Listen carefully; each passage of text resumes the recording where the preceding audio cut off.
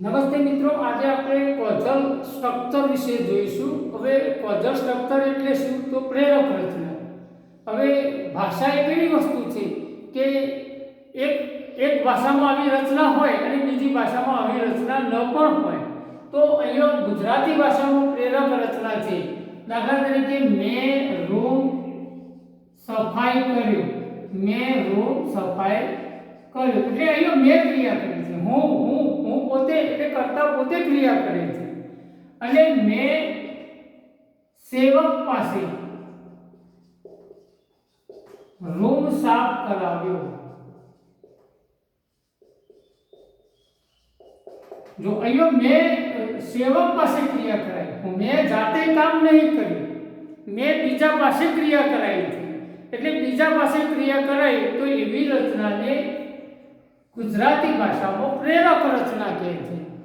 અને અંગ્રેજી ભાષામાં આના સમાંતર આવી રચના નહીં, એટલે કે એક્ઝેક્ટ એવી રચના છે નહીં। એટલે તમારે કેટલાક ક્રિયાપદો તો ગેટ, મેક, હેવ, કોઝ આવા ક્રિયાપદોથી તમારે રચના બનાવવી પડે। એટલે તમારે એક વાત યાદ રાખવાની કે આવી ક્રિયાઓ બનાવતી વખતે શું શું ધ્યાનમાં રાખવું જોઈએ? તો આપણે પહેલું ગેટ જોઈએ, મેક જોઈએ અને હેવ જોઈએ। તો અહીંયા એવું છે કે મેક જે છે એ દબાણ અને ફરજ। દાખલા તરીકે ઘણી વખત શું હોય, ક્રિયા બીજા પાસે કરાવી હોય પણ બીજો વ્યક્તિ જે છે એ કેવો છે એને આપણે દબાણ કરીને કરીએ છીએ, એની ફરજ નિભાવે છે તો આપણે એને પૈસા આપીને કામ કરાવીએ છીએ। તો જો દબાણ અથવા ફરજ હોય, આપણે એમ કહીએ કે શિક્ષક વિદ્યાર્થી લેસન ના લાવે તો શિક્ષકે એને દોડાવ્યો, બરાબર? તો શિક્ષકે એને દોડાવ્યો, શિક્ષકે એની પાસે ક્રિયા કરાવી તો એ સજારૂપી છે, દબાણ છે, બરાબર? તો આવું દબાણ અથવા ફરજ હોય તો the teacher made him run for hours. હવે શિક્ષકે એને કલાકો સુધી દોડાવ્યો, રન ફોર અવર, આ ફોર અવર્સ એટલે કલાકો સુધી થાય।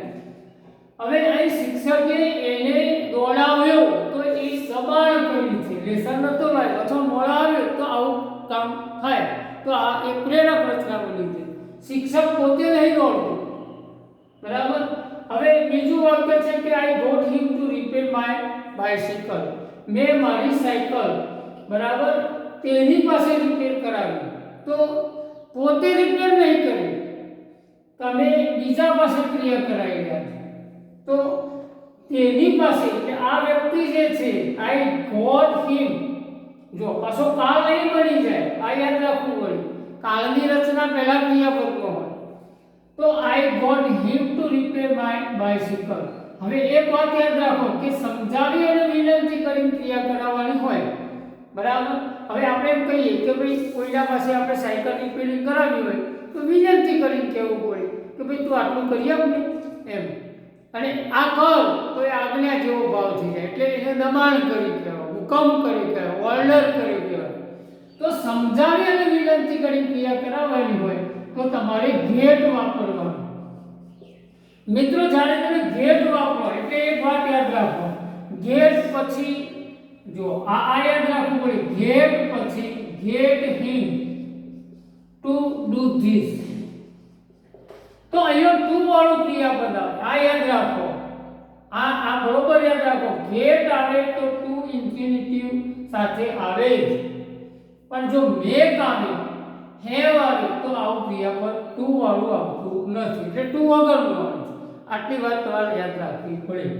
મિત્રો, અહીંયા ગેટ છે એ સમજાવી અને વિનંતી પૂર્વકની ક્રિયા કોઈના પાસે કરાવવાની હોય ત્યારે ગેટની રચના વપરાય છે। બાકી બધી સિસ્ટમ પદ્ધતિ એના એ જ છે।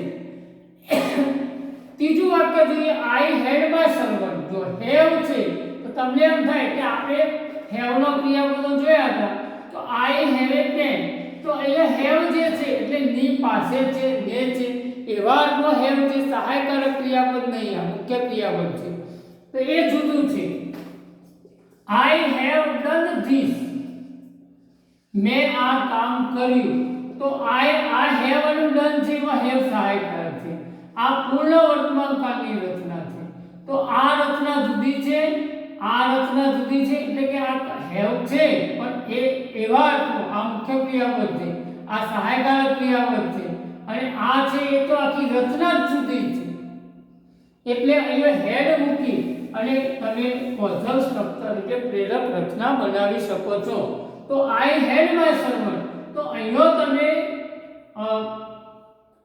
જે કે પૈસા આપી બરાબર મહેનતાણું ચૂકવી અને તમે ક્રિયા કરાવો છો. I had my servant to clean the room, એટલે મેં પટાવાળા પાસે રૂમ સાફ કરાવી. તો પટાવાળા જે છે એને પગાર મળી છે, સરકાર એને પગાર આપે છે, કંપની એને પગાર આપે છે. તો એવી વ્યક્તિએ એની પાસે સાફ ક્રિયા કરાવી તો એ વખતે તમારે હેવની રચના વાપરો. હવે હેવનું ભૂતકાળ હેડ છે, બસ આટલો તફાવત.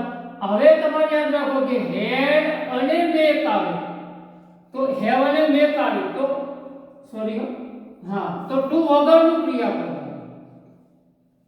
બરાબર. અહીંયા ટુ આવતું નથી, પણ જો ગેટ આવે તો ટુ વાળું ક્રિયાપદ. આટલું મિત્રો તમારે યાદ રાખવાનું.